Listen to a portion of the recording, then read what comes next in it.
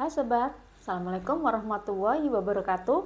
Namaku Erly and welcome to my channel.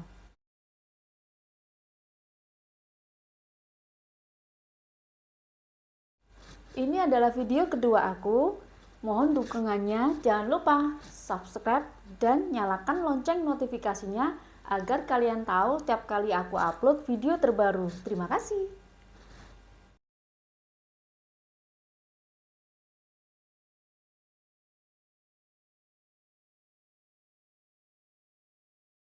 Channel ini tidak hanya bercerita tentang kriminal aja, namun juga hal-hal penting dari seluruh penjuru dunia, juga kisah inspiratif. Jika kalian punya kisah inspiratif dan ingin aku bacain, silahkan DM aku di Instagram Erly_Damayanti seperti yang di bawah ini ya. Terima kasih. Kali ini aku akan bawa kalian ke negara Kuwait. Cerita kali ini adalah seorang perempuan Kuwait yang masih muda belia, berusia 23 tahun, bernama Nasra Yusuf Muhammad Al-Ansi, atau bisa kita sebut aja Ansi. Ansi ini sudah menikah. Suaminya bernama Syed Safiri yang berusia 36 tahun. Memiliki 2 orang anak, Saka berumur 5 tahun dan Muhammad berusia 3 tahun. Kalian perlu ketahui sobat, di Kuwait ada peraturan hukum yang melegalkan laki-laki beristri lebih dari 1. Pasti kalian bertanya-tanya ya, apakah suaminya si Ansi akan beristri lebih dari 1? Perlu kalian ketahui juga bahwa Ansi ini adalah orangnya sangat penyayang.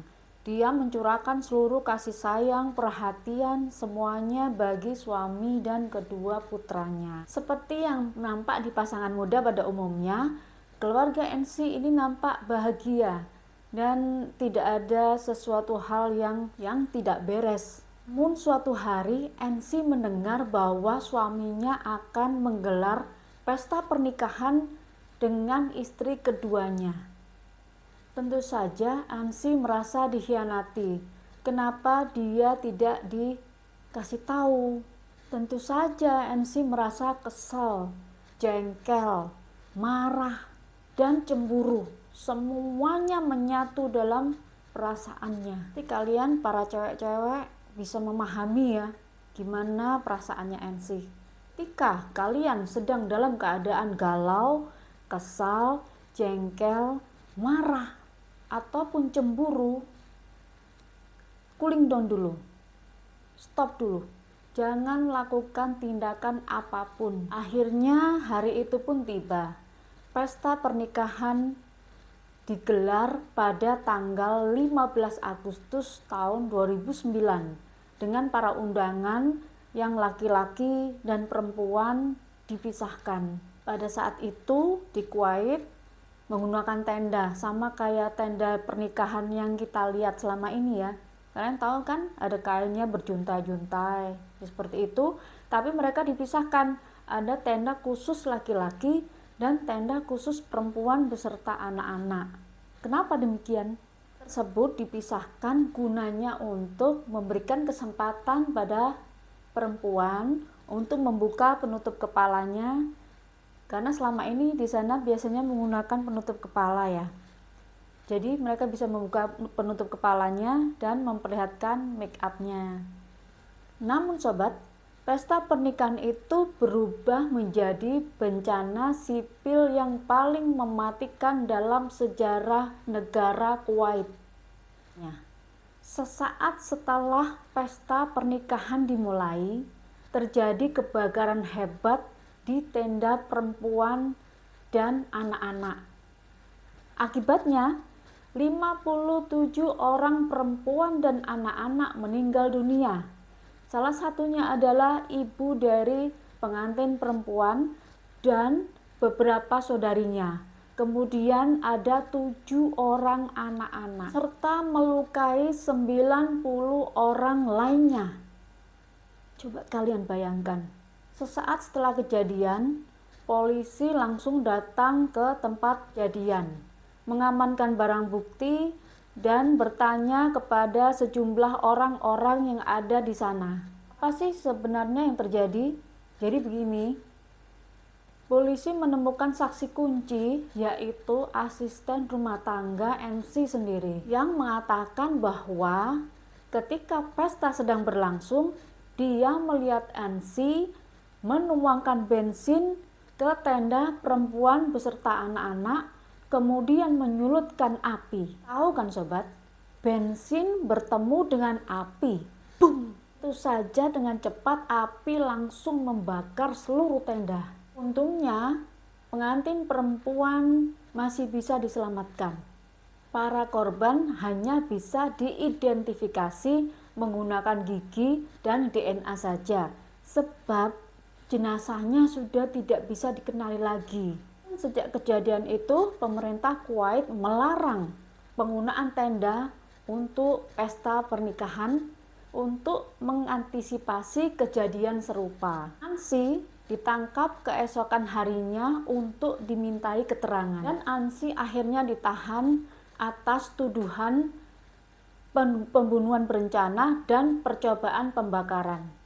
Itu tercatat sebagai kejahatan nomor 246/2009. Ansi sobat diproses di pengadilan tingkat pertama tanggal 27 Oktober tahun 2009. Awal saat ditangkap, dia mengakui semua perbuatannya. Namun di peradilan, dia menolak mengakui perbuatan tersebut dan mengatakan bahwa ketika dia mengakui perbuatan tersebut, dia berada di bawah ancaman. Di peradilan tingkat pertama, Ansi juga mengakui hal yang sangat mengejutkan.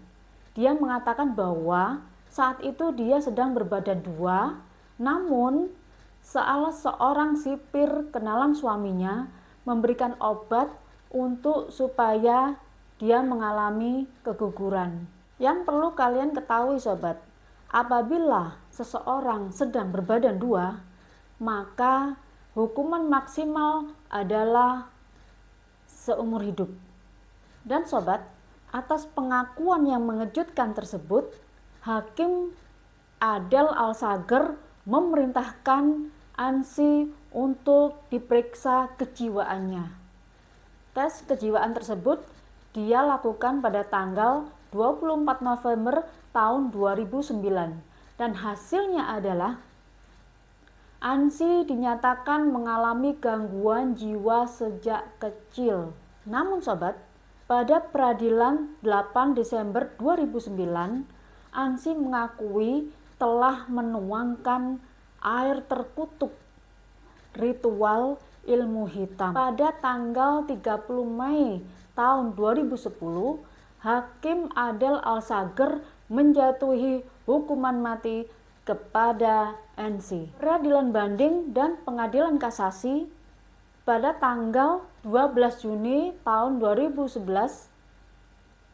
menjatuhkan hukuman mati, dan Ansi adalah perempuan pertama Kuwait yang menerima hukuman mati di tiang gantungan. Jelang eksekusi 30 Maret tahun 2010 pagi hari, penembak jitu sudah ditempatkan di atap-atap di sekitar gedung.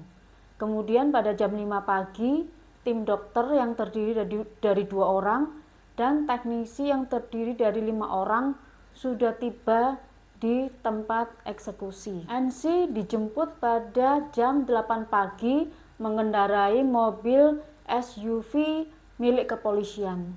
Pada saat eksekusi, Ansi sudah berusia 30 tahun, jadi sudah kelihatan cukup matang walaupun kondisinya sangat lemah dan beberapa kali seperti mau pingsan. Mungkin perasaannya saat itu sedang campur aduk ya. Dia harus menghadapi kenyataan bahwa dia harus dihukum mati.